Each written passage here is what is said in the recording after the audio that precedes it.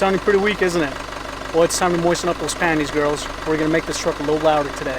Here we go, the first real performance modification for the truck. Today we're gonna be installing the AFE powered GT Momentum on my 2017 GMC Canyon. I gotta be honest, cold air intakes is not something I spend too much time on, mainly because I do believe that a lot of it is marketing fluff, and AFE power at this point is really just a matter of brand recognition because it's one of the brands that I've always used for every single truck I've owned. The GT Momentum promises to deliver an additional 29 horsepower along with 31 pound-feet of torque. So this is what we're going to be installing today. We're back in the garage for the install. Hopefully this helps you and shows you that there's no need to take your truck to a shop or a dealership and pay their per hour fee. So let's pop the hood and get to it.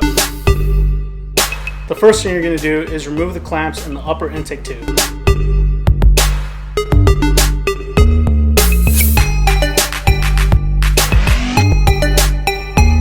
The next thing you can do is completely remove the stock intake.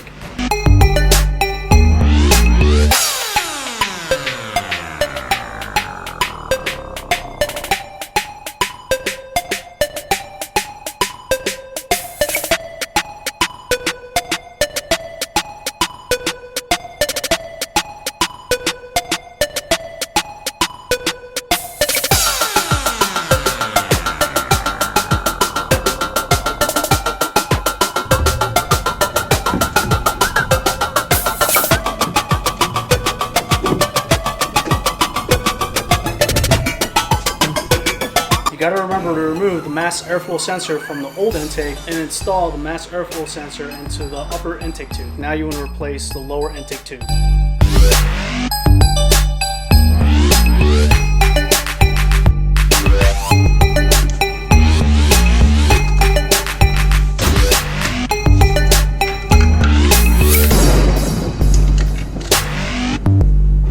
With all of that out of the way, now we can begin to install the new intake, and you're going to start with the lower intake tube.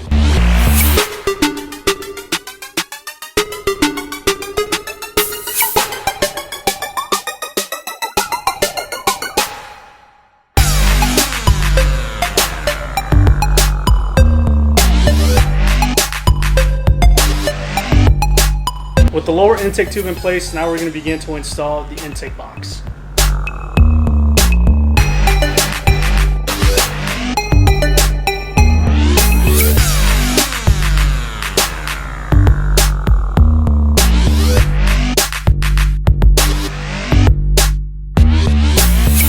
With the intake housing and lower tubes installed, now we can install the filter and the upper intake tube. And then we should be done.